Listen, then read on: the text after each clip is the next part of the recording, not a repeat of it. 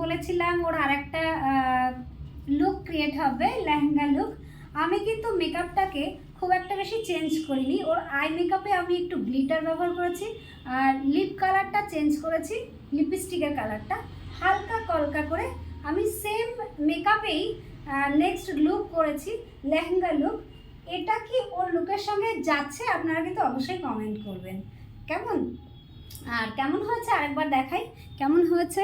আর জিজ্ঞেস করব ব্রাইডকে এখনকার লুকটা ওর কেমন লাগলো। আমার এখনকার লুকটাও ভালো লেগেছে, আর তখনকার লুকটাও খুব ভালো ছিল। এখন সেরকম কিছু করেনি, খালি আই মেকআপটা করেছে, তবু খুব সুন্দর হয়েছে। আই মেকআপটা জাস্ট গ্লিটার লাগিয়েছি, আর কিছুই করিনি। আমি গ্লিটার ছাড়াই সকালবেলায় করেছিলাম, এখন আই লুকটাতে একটু গ্লিটার লাগিয়েছি, আর লিপস্টিক কালারটা জাস্ট চেঞ্জ করেছি। এই হলো ওর নেক্সট লুক।